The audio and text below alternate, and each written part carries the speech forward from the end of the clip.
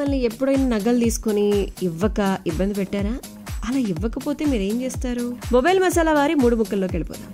So mobile masala వారి 3 ముక్కల్లో చెప్పాలంటేలో మనం మాట్లాడుకోవాల్సింది పొన్ మ్యాన్ గురించి. Yes, Basil Joseph and Sajan Gopu, Lijimol Jose and Anand Manmadhan వీళ్ళందరూ కలిసి నటించినటువంటి జ్యోతిష్ శంకర్ దర్శకత్వాన్ని వహించినటువంటి ఓటీటీలో మీకోసం వెయిట్ చేస్తున్నటువంటి కథలోకి వెళ్ళిపోదాం. స్టోరీ, యాక్టర్లు, డైరెక్షన్ ఎలాంటి ఇబ్బంది లేకుండా చూసేసుకోవచ్చు.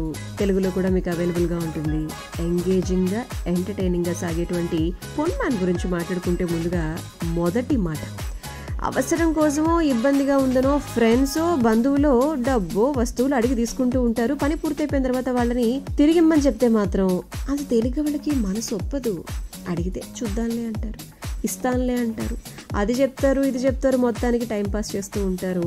కసుబుసులు ఆడేవాళ్ళు కూడా ఉంటూ ఉంటారు కదా. తీసుకునేటప్పుడేమో అతి వినయం, విధేయత ఇవన్నీ వచ్చేస్తాయి. ఇవ్వాల్సి వచ్చినప్పుడు మాత్రం అవతల వాళ్ళలో పొగరు, ఇంకా రకరకాల పేర్లు కదా. ఇలాంటి అంశాలతో మలయాళంలో ఒక latest blockbuster Ponman ఒక మంచి కథ రావడం జరిగిందనమాట. So PP Ajesh gold jewellery sales agent అనమాట. అలాగని చెప్పి షాప్లో ఉండి నగలన్నీ అమ్మే వ్యక్తి అయితే ఏం కాదు. పెళ్లికూతురు కుటుంబం అవసరం మేరకు నగలన్నీ సమకూర్చి వాటికి సరిపడా డబ్బును, కట్న కానుకలు, చదివింపుల రూపంలో వచ్చినటువంటి వాటితో జమ చేసేసుకుంటూ ఉంటాడు. అందుకు ముందుగానే ఆ కుటుంబంతో ఒక అగ్రిమెంట్ రాయించుకుంటాడు. అలా స్టెఫీ పెళ్లికి ఒక 25 సవర్ల బంగారం నగలు తీసుకొచ్చి ఇస్తాడు.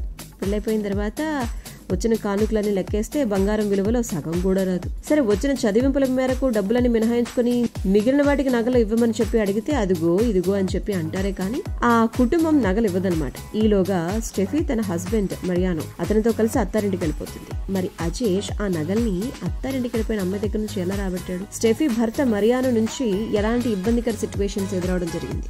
ఇది కంప్లీట్ గా మూవీ స్టోరీ అనమాట.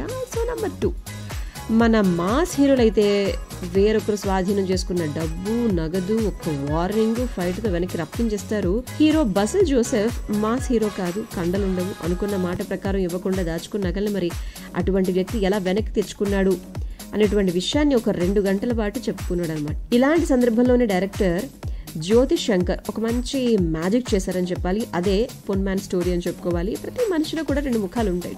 మనం అనుకున్నది లేదు, మన దగ్గరది లేదు అంటే మన విలువైన వస్తువు చేజారిపోతుంది అంటే గనక దాన్ని తిరిగి దక్కించుకోవడం కోసం మనిషిలో ఉన్నటువంటి రాక్షసులు కూడా అప్పుడప్పుడు బయటకు వచ్చేస్తూ ఉంటాడు.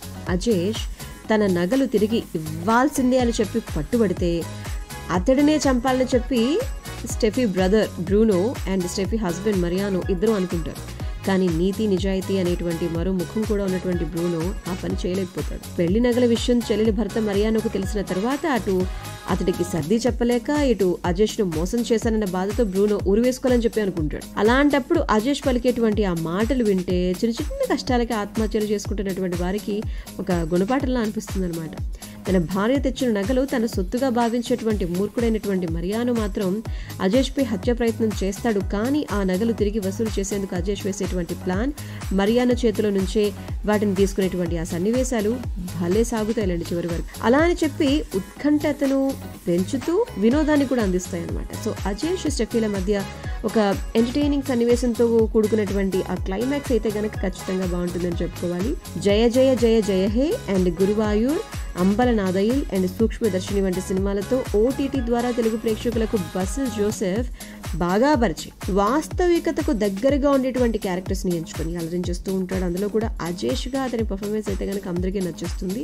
మంచి నిజాయితీ కలిగినటువంటి వ్యక్తి అతని క్యారెక్టరైజేషన్.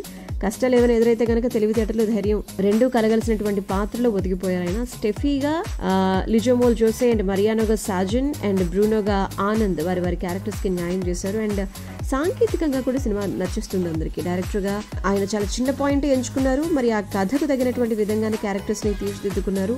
అందులో కూడా ఆ పాత్రల్ని ఆ స్క్రీన్ ప్లేలో ఆయన డిజైన్ చేసినటువంటి విధానం అందరికీ ఖచ్చితంగా నచ్చి తీరాల్సిందేనమాట. కాబట్టి ఆయన విజయాన్ని అందుకున్నారని చెప్పాలి. సో ఎలాంటి ప్రాబ్లం లేకుండా హ్యాపీగా ఫ్యామిలీతో చూసేసుకోవచ్చు. మీకోసం తెలుగులో కూడా ఓటీటీలో ప్రెసెంట్ అందుబాటులో ఉంది. కాబట్టి ఈ కథనాన్ని, యాక్టర్స్ ని, వారి పర్ఫార్మెన్స్ ని, ముఖ్యంగా డైరెక్టర్ గారి స్క్రీన్ ప్లేని అస్సలు మిస్ కాకండి. బికాజ్ ఈ ఎంగేజింగ్ అండ్ ఎంటర్టైనింగ్ పొన్ మ్యాన్ అందరికీ నచ్చేటువంటి కథ అని చెప్పడంలో ఎలాంటి సందేహం అయితే లేదు. ఒకవేళ మీరు కనుక పొన్ మ్యాన్ చూస్తే మీకు ఎలా అనిపించిందో మీ రివ్యూని కూడా మాతో షేర్ చేసుకోవడం మర్చిపోద్దు. కామెంట్ చేసేయండి.